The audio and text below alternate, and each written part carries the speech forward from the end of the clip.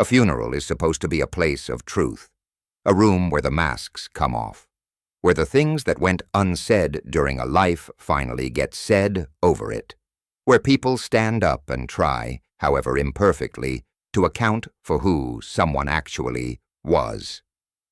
But sometimes a funeral is just another performance, another carefully arranged story told by the people who need to control the narrative, even at the very end, even in a room full of grief, even standing over a casket. And sometimes the person who knows the real story is sitting right there in the front row. Quiet, patient, waiting. This is the Karma Diaries. And today we are talking about the eulogy. Robert Calloway died on a Wednesday morning in September, at the age of 71, of a heart attack that his doctors had been warning him about for years. He died in the house he had lived in for 4 decades, the same house where he had raised his 2 children, maintained his reputation as a devoted community figure, coached Little League for 11 consecutive seasons, and served 2 terms on the local school board. He was, by the account of almost everyone who knew him, a good man, a pillar, the kind of father other people's children wished they had. His son Martin was 52 years old and lived 20 minutes away. He'd been close to his father his entire life, or close to the version of his father that Robert had chosen to present to the world. Martin had his father's ease with people, his instinct for the right thing to say in any room, his gift for making everyone around him feel warmly regarded. He was the obvious choice to deliver the eulogy. He had been preparing it in some sense for years. His sister, Claire, was 48. She lived further away, a deliberate distance, maintained deliberately. She was quieter than Martin, more reserved, the kind of person who observed more than she spoke and remembered everything she observed. She had a specific, particular relationship with the truth, the kind that develops in people who have spent years being told that their version of events is wrong. She flew in for the funeral.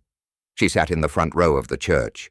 She listened to her brother deliver a eulogy that was polished and warm and moved several people in the congregation to tears. She did not cry. She had run out of tears for Robert Calloway a long time ago. Robert Calloway had a secret. Several, in fact, but one in particular that had shaped the lives of everyone in his family without most of them ever knowing it existed. When his children were young, Martin 11, Claire 7, Robert had quietly established a second life. Not an affair exactly, though there had been those too over the years. Something more structural, a woman in a city 3 hours away, a relationship maintained for nearly a decade, a child born from it, a boy named Daniel, who was now in his late 30s and had grown up knowing his father only as an occasional visitor who appeared a few times a year and disappeared without explanation.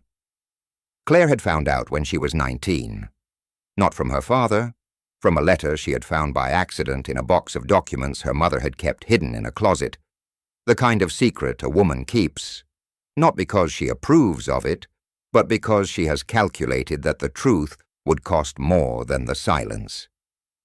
She had confronted her father privately. He had not denied it.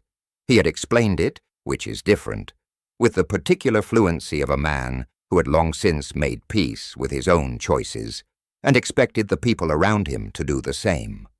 He asked her to keep it between them. He said it would destroy the family. He said her mother knew and had chosen to stay, and that was her right, and it should be respected. He said a great many things that sounded reasonable in isolation and collectively amounted to, "Please protect my reputation." Claire was 19 and she loved her father despite everything, and she did not yet know how much that love would cost her. She kept the secret for 29 years. She kept it through her mother's death 6 years later. Her mother, who had carried it far longer and far more heavily.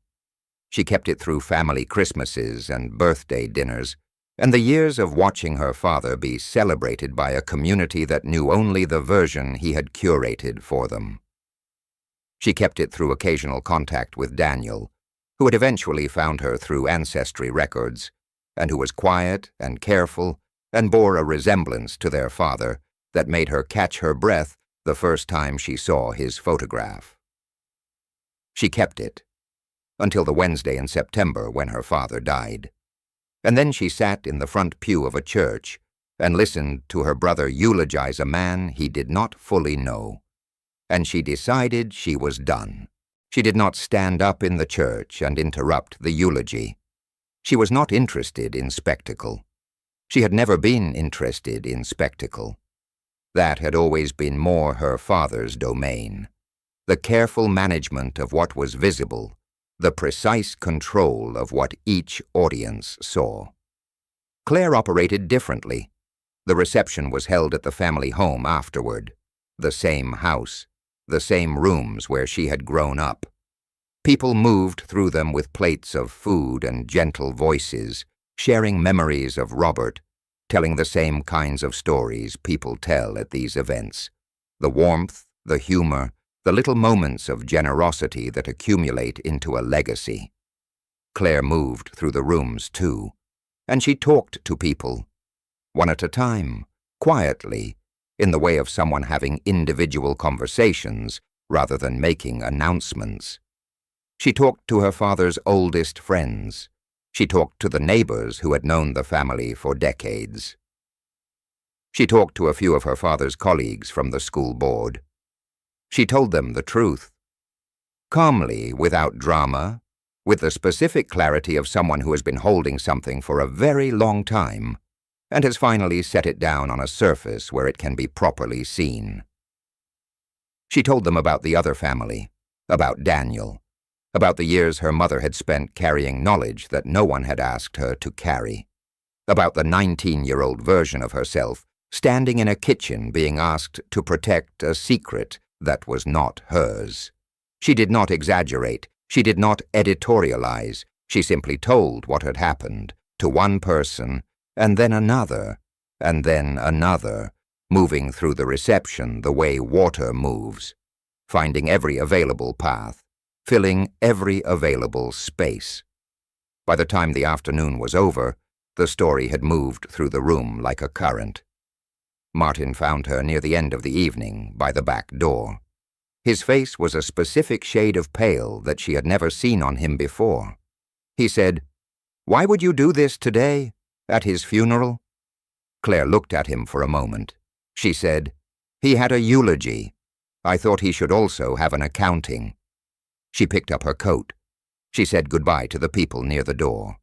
And she drove back to her hotel in the quiet and ordered room service and slept, better than she had in years. The weeks following the funeral were not simple. Martin did not speak to her for 2 months. When he finally called, the conversation was long and jagged and ended without resolution.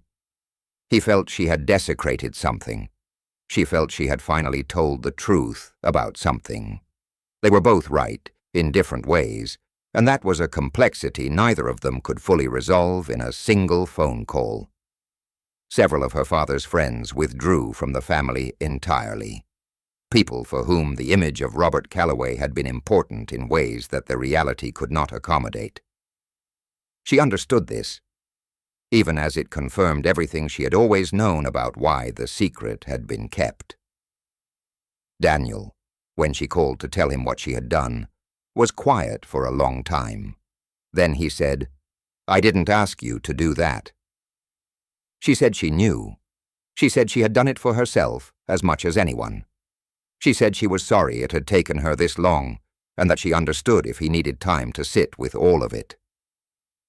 He said he did need time. But he also said thank you. Quietly at the end of the call, almost as an afterthought. It was, she thought, the most honest thank you she had ever received. Her mother's sister, an aunt she had not been close to in years, reached out unexpectedly. She had been at the reception. She had been one of the people Claire had spoken to. She said that she had suspected something for a long time, that Claire's mother had let things slip once or twice over the years without ever saying anything directly, and that she had spent years wondering and never knowing. She said, "She deserved better than carrying that alone." Claire said, "Yes, she did." They talked for a long time. It was the beginning of something, a connection rebuilt from honesty rather than the polite maintenance of surfaces. It was, in its quiet way, one of the better things to come out of an otherwise difficult season. 6 months after the funeral, Martin called again. The conversation was different this time. Slower, more careful. He had spent time with what she had told him, had done some of his own research, made some of his own calls, arrived at his own reckoning with the man he had believed his father to be. He did not say he had been wrong to be angry, but he said he understood now why she had done what she had done. He said he wished she had told him privately before the reception, so that he had not been blindsided in a room full of people. She said she wished she had told him 30 years ago, so that neither of them had spent a lifetime celebrating a fiction. He did not have an answer for that. They were not the same after that conversation. But they were something. Two people trying to find their way back to each other across the terrain of something enormous and complicated and real. It was slower and harder and less comfortable than what they had been before. It was also more honest, and for Claire, honesty, even the painful, inconvenient, relationship-straining kind, had always been worth more than comfort. She kept in occasional contact with Daniel. Slowly, carefully, the way you approach something fragile that has been broken and is being put back together in a new shape. It was not a television reunion. There were no easy moments of connection over shared memories of a father neither of them had really known. But it was something, and something, built on truth, has a way of lasting longer than everything built on silence. Robert Calloway spent 71 years building a version of himself that the world would admire. He was very good at it. Good enough that even the people who loved him most never questioned the construction. Good enough that it took his death, and the one person in that room who had always known, to finally let the truth into the space he had occupied. Claire Calloway did not ruin her father's legacy at his funeral. His choices had already done that decades before. She simply stopped pretending otherwise. That is the karma in this story. Quiet, delayed, arrived at the end of a very long road. It did not punish Robert in any conventional sense. He was gone before it surfaced, but it freed the people he had left behind from the particular prison of a lie they had been tasked with maintaining. Her mother did not live to see it. That is its own kind of grief. But Daniel knew, and the aunt knew, and Martin, slowly and imperfectly, was learning. And Claire, for the first time in 29 years, was not carrying anything that did not belong to her. Sometimes karma is not about punishment. Sometimes it is simply about the moment when the truth becomes too heavy to keep holding up, and someone finally puts it down where everyone can see it, and breathes. This has been the Karma Diaries. If this story resonated with you, share it with someone who needs to hear it.